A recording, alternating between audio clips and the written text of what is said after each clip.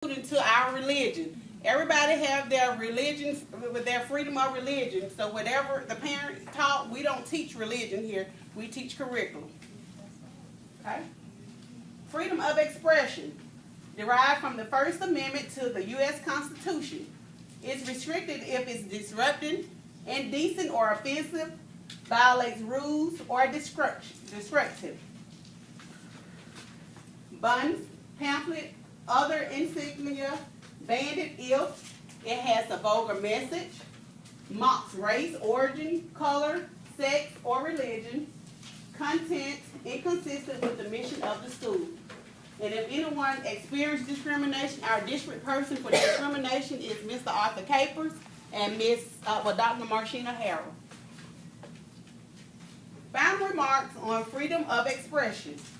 Can I have someone to read those bullets for me?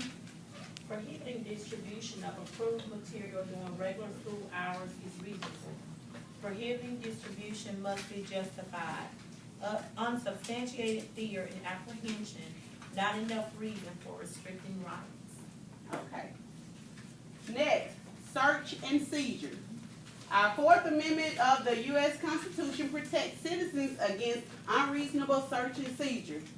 Major challenge is balancing students' individual rights versus safe and secure student environment. Perplexing problem is searching pupils' locker, desk, purse, vehicle. Critical issue if personal belongings, which is a purse or the vehicle, and school property, the lockers or desk. Reasonable suspicion.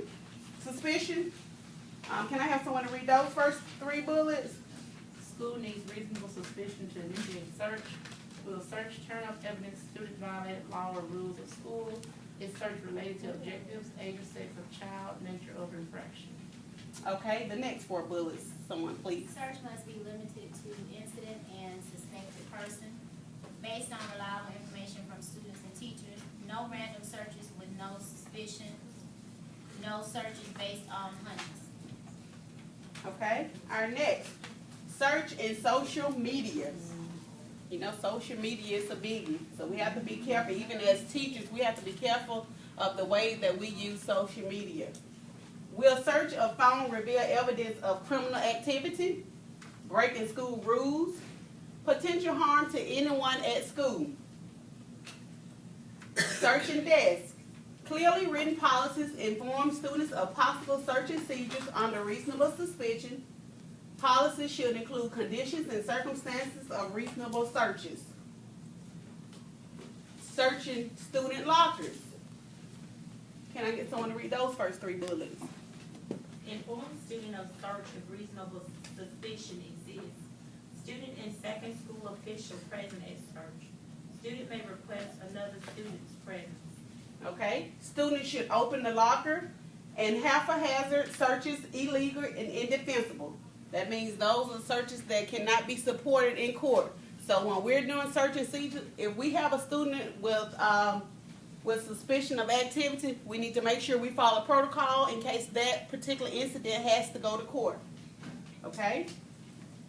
Searching book bags and automobiles. Can I have someone to read those four bullets for me? Requires strong evidence of reasonable suspicion. Students and parents should be informed of reasonable causes of searches. Must have student and other witnesses during actual search of automobile. Searching automobiles with probable cause involves warrant or law enforcement. Okay, next, our script searches. Can I have someone to read those bullets for me? Extreme circumstances involving health safety of other students, involve personnel and same gender. Be cautioned to not demean embarrass student. Advisable to isolate, observe, consult parents when the searches are done. Okay, so it's important when we're doing script searches, we have an individual of the same sex or gender, and make sure we remove that student. It's best to isolate that student and contact the parents as well. Okay? Involving law enforcement. All right, our next bullets. Can anybody read these four bullets for me? Must have a warrant to search.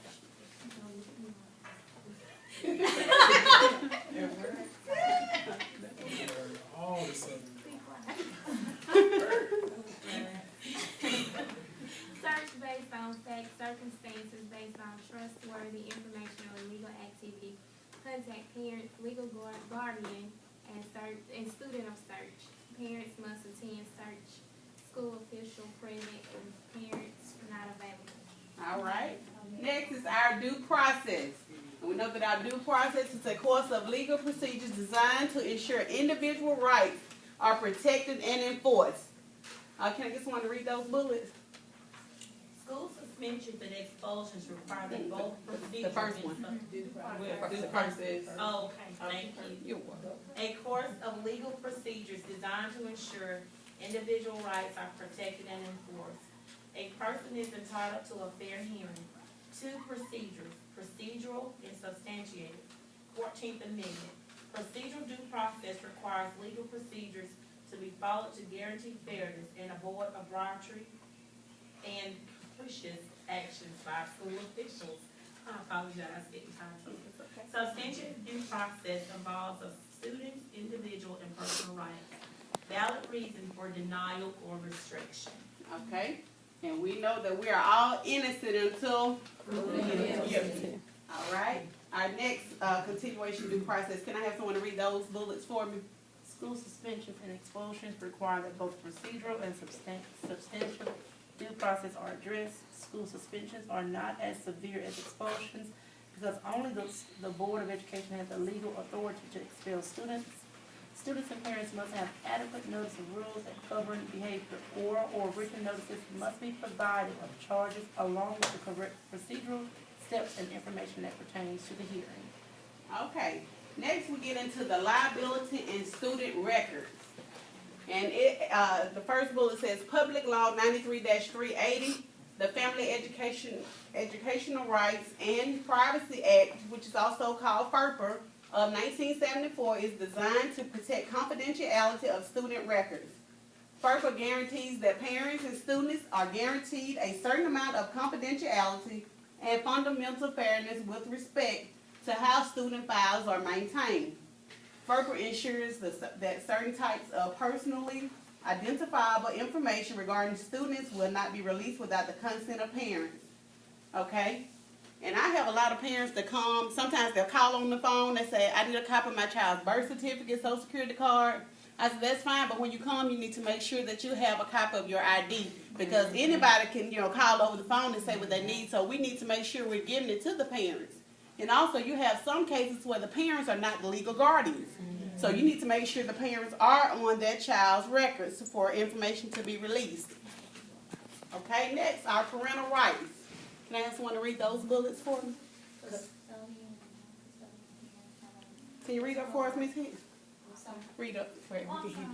Custodial and non-custodial parents have identical rights unless prohibited by the court. Read both.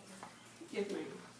PL 93-380 is federal statute that mandates that school districts and schools that receive funds from federal government to not deny or prevent parents of parents of students who are or who have attended the school the right to inspect and review the educational records of their children. Okay. And that is just saying that each parent has equal rights unless we have a court document that says the parent, a certain parent is in sole custody of that child, and we can't release the child information to the other parent. Liability charges. Can I get someone to read those first 2 bullets? Liability charges can be brought against school personnel. Libel, written, and slander or defamation. Defamation is a tort or civil wrong that results in the misuse of student records to a third party. Occurs when a teacher provides personnel or sensitive information to an unauthorized person that results in a tarnished reputation or standing in the school that diminishes self-esteem, depends on the manner and intent. Okay, that means we need to only give our parents information about their particular child. We cannot discuss another child with a parent that is not their child. Okay, let's continue. Liability and student records. Can I get someone to read those bullets? Do not give out personally identifiable information without consent. Never provide opinions that are not based on sound and rational judgment. Confidential information should not be used in a jokingly or negative manner. Only factual information should be recorded in the student records as deemed necessary. Okay, our next slide, individuals with disabilities. IDEA is Individuals with Disability Act of 1990. IDEAI is Individuals with Disabilities Education Improvement Act of 2004. And FAPE is all children with disabilities ages 3 to 21 are guaranteed the right to a free, appropriate, and public education. That means when a child reaches, say for instance, if you have a child with special needs, and if they reach the 12th grade at the age of 17 and they graduate, they are entitled to return back to the school system, and they can keep returning until they reach the age of 21. We cannot deny them those services. Okay? Individuals with disabilities. I just want to read those two slides. An IEP, each student with disabilities will have an IEP team that works together to design an appropriate education program for that individual student. Parents must be respected and their rights must be addressed. No child can be denied a FAPE, regardless of severity of disability, available funds, health services, etc. Okay. Continue. Individuals with disabilities. Section 504, the Rehabilitation Act of 1973, if the student's disability limits major life activities, he or she qualifies for 504 services. School programs and services must be made accessible to the student through accommodations. An IAP, Individualized Accommodation Plan, provides accommodations to the school's regular program in order to make it accessible to the student based on the individual student's disability. Discipline. Students with disabilities should not be punished for behaviors related to their disability. Restraint and or isolation should only be used when absolutely necessary, primarily to protect other students. Okay.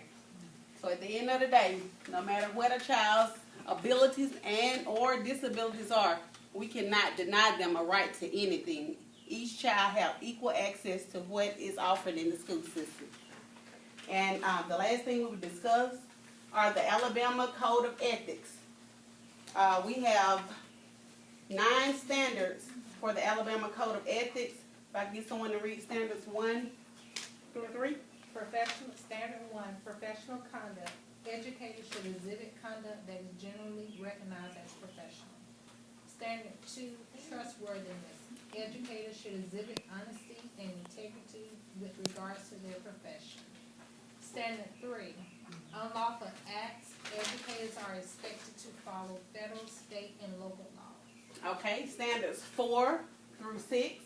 Standard 4, teacher-student relationship. Educators should maintain professional relationships with students at all times.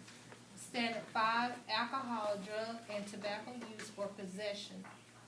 Educators should not use alcohol or tobacco while in a professional capacity. They should refrain from illegal drugs at all times. Standard 6, public funds and property. Educators must be honest, accurate, and responsible when handling public funds and property. Okay, standards 7 through 9.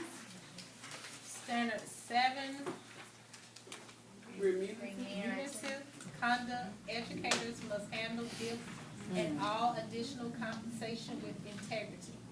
Standard 8, maintenance of confidentiality.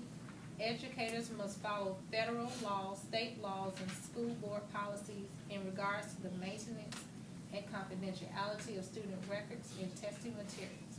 Standard 9, abandonment of contract. Educators must fulfill all duties outlined in their contract for the entire term of their contract. Okay, now last slide, the Code of Ethics. Reporting. It is mandatory that educators report any breach of ethical practice as soon as they are made aware of the violation, and disciplinary action may include warnings or a suspension, revocation of teacher certificates.